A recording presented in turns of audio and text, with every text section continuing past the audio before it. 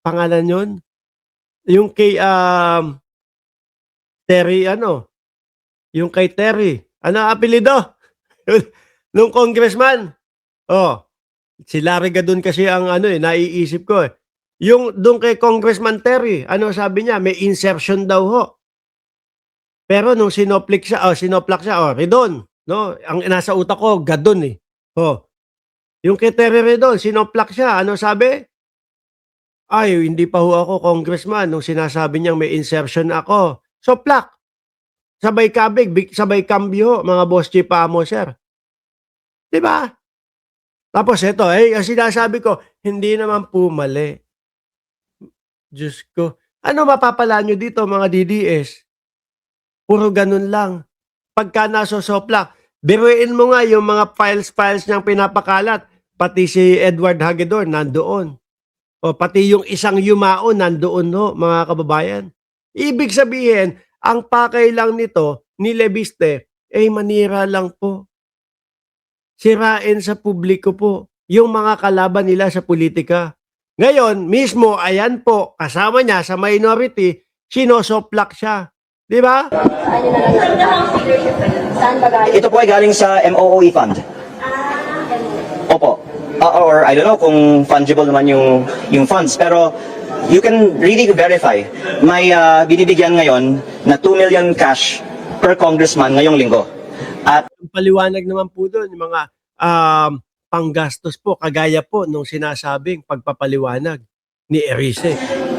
ang panawagan ko, huwag tigilin necessarily ang mga Ano daw, biglang wag tigilin. hindi, hindi mo alam kung ano susundin dito sa kupal na to eh, no? Hindi mo alam kung, eto pinapakalat ko, yung the way kung paano niya ipakalat, kala mo maling-mali yung mga nangyayari at ginagawa. Pero kapag ka nasoplak po, wag tigilin, wag ihinto. Wala naman pong mali. Anak ng tokwa talaga itong mga DDS na ito, no? Mahihilo ka eh. Parang yung dating Pangulong Duterte ho, mga boss chief amo, sir. Yung dating Pangulong Duterte, ano ang style nun? Bibira, babanat. Kinabukasan, biglang sasabihin, ay wala po ako sinabi na adik si Marcos. Hindi ho sila nahihiya ng mga ganun. Yung tipo bang na-record, na narinig ng mamamayang Pilipino yung kanilang mga pinagsasabi, tapos biglang sasabihin nila, papasinungalingan nila kinabukasan. Sasabihin nila ngayon, ay hindi naman po masama yun.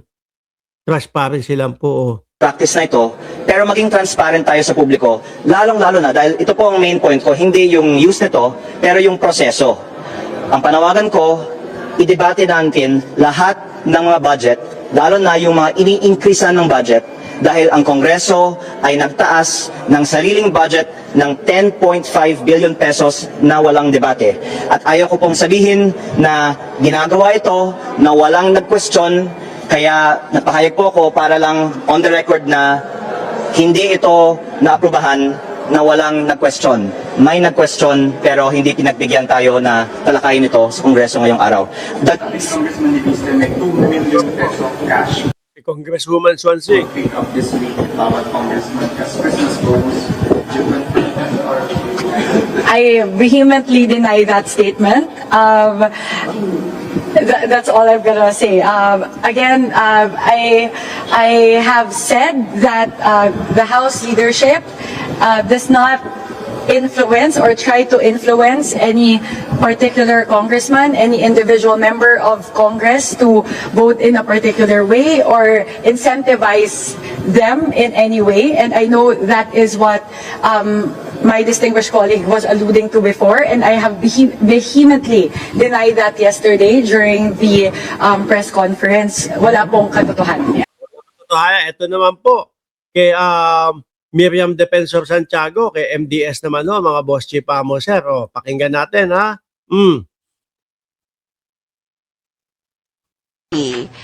Alam mo yan, ilagay na natin sa layman's language, our office expenses. Bawat buwan, ang bawat senador binibigyan ng 2.2 million Every month. every month. So you receive 2.2 M also every month. Right. You. Miski si Miriam Defensor. Narinig mo, Leviste?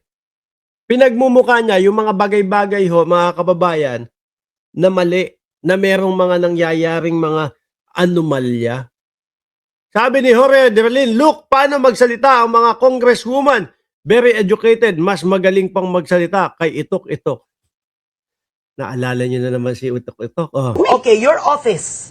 My office. Yeah, but your salary is something like 75,000. 75,000. Okay, I know that. Yeah. I get 2.2 million. Every month. I am required by the budget office to spend 1/2 of that on personal services, meaning to say, pangsweldo ko sa staff ko. Hindi nila kinukuha ang sweldo nila sa Senate. Oh, Hindi- yeah, not sa Senate, sa office mo. That's right. Per senator. That's right.